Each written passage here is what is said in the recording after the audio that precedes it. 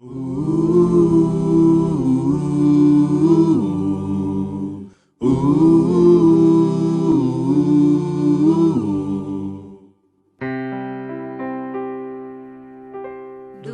teu falar, ó Salvador, jamais vou duvidar, é encorajador. Alimento Diário, série Deus nos chama para o seu reino e glória. Título do volume 1, O poder do Evangelho. Autores Esdras Mai e Pedro Dong. Título da semana 3, Uma visão panorâmica. Segunda-feira. Ler com oração 1 Tessalonicenses capítulo 1, versículo 1, que diz: Paulo, Silvano e Timóteo, à igreja dos Tessalonicenses em Deus Pai e no Senhor Jesus Cristo.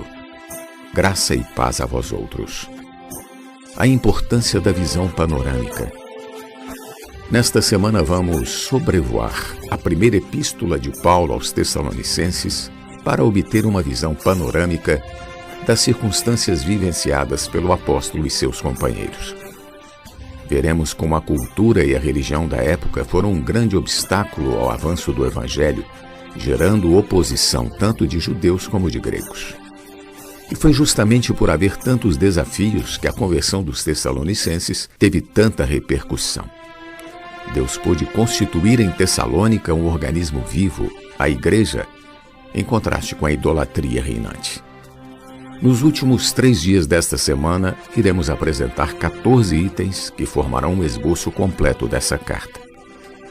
Para melhor compreensão da epístola, apresentaremos um panorama do cenário da época que nos permitirá um aprendizado vivo e dinâmico.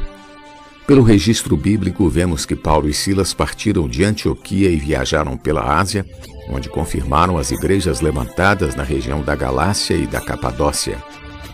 Nessa ocasião, Timóteo também se uniu a eles. Depois, atendendo a um chamado macedônio, foram direcionados pelo Espírito para o continente europeu. A primeira cidade em que pregaram o Evangelho foi Filipos. Em seguida, Paulo, Silas e Timóteo foram até Tessalônica, cidade de origem grega, dominada pelo Império Romano. Em Atos 17, 1 e 2, é-nos mostrado que por 3 sábados, ou seja, ao menos 3 semanas, os apóstolos permaneceram em Tessalônica. Provavelmente a estada deles tenha se prolongado um pouco mais, contudo a Bíblia não deixa isso claro. Um segundo aspecto que extraímos da passagem acima é que Paulo, por não ter outro lugar para realizar suas pregações, procurou a sinagoga dos judeus. Nesse lugar se falava das Escrituras, e para ali concorriam os gregos piedosos, isto é, aqueles que buscavam conhecer o Deus único. O versículo a seguir descreve o conteúdo da pregação de Paulo aos Tessalonicenses, expondo e demonstrando ter sido necessário que o Cristo padecesse e ressurgisse dentre os mortos. E este, dizia ele, é o Cristo Jesus que eu vos anuncio. Atos 17, 3. Aqui o apóstolo apresentou uma grande novidade para todos, o tema da ressurreição. E com certeza também anunciou a segunda vinda do Senhor Jesus, quando então a era atual será encerrada com a introdução de seu reino eterno. Portanto, ao falar de um novo rei, a atenção do Império Romano poderia ser despertada, a fim de evitar qualquer tentativa de revoltas ou movimentos de independência. Pregar sobre um rei que viria no futuro e traria seu reino era uma questão delicada, um problema político. Percebemos claramente quais pessoas futuramente comporiam a igreja em Tessalônica: alguns poucos judeus e uma multidão de gregos. Atos 17:4 diz: alguns deles foram persuadidos e unidos a Paulo e Silas, bem como numerosa multidão de gregos piedosos e muitas distintas mulheres.